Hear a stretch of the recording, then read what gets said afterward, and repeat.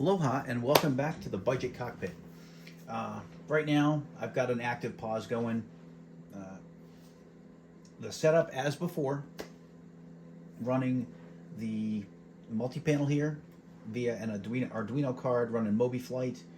I've got the iPad Air 2s running Air Manager 4 software.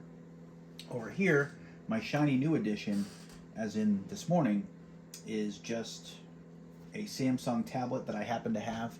Had it for quite a while. Running, this is Flight Plan Go software, which is free. It's great software. Even if it was bad software, it's still free software, which makes it great. And it's on this little extension I built.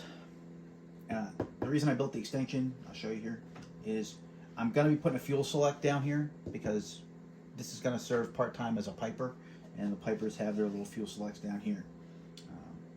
It's just a magnet mount for the tablet there, but it's nice because it keeps that electronic flight bag kind of where it would be in the real world, so it keeps me, physically doing the right things.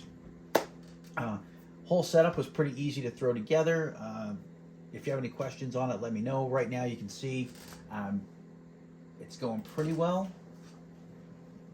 Frame rates are still up in the low 50s, high 40s, medium and high settings all the way around. And the reason I can do all this and get decent frame rates is I'm only driving the one monitor.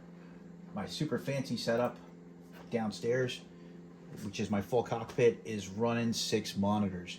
And granted, it's a 3080 Ti, but it only runs all those monitors at, I'm pushing 30 frames per second. This one, because it's just driving one monitor, I'm doing a little better. But very budget setup.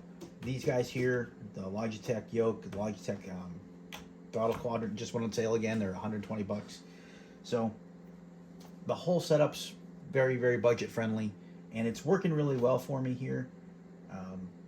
There are some more things I'm going to add, but I just wanted to show you real quick.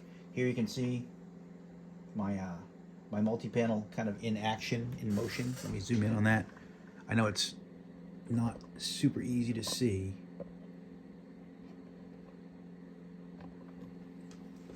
But I can dial over to whatever frequency I want. I'm on COM 1, and I'll just go to some random frequency and select it to active.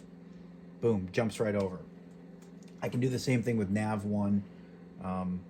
In theory, I should be able to do the same thing with my autopilot, but I think the issue is with the board itself, the Arduino board.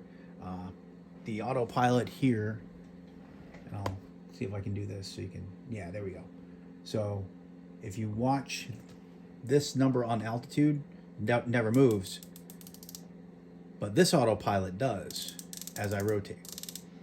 The card itself is not displaying the output of the system, which is kind of weird.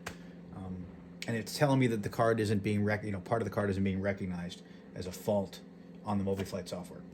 So that's something I got to figure out. But that's a real quick update on the setup. I don't want to talk your ear off. Don't want to make this update too long because I don't think it's worth that big old update yet. Once I'm done with this and I get it where I'm happy, I'll probably do a nice long flight and edit that into a viewable chunk of data. But thanks for watching, and if you've been checking out these videos, thanks for sticking with me, for putting up with me, and hopefully I'll put up some more good stuff. And if you have questions, comments, concerns, please throw them below. Ask questions, give input. I would love to hear from anybody in the community. I love hearing other people's ideas and how they do things. It gives me ideas. So thanks for watching, thanks for your time, and happy flying out there.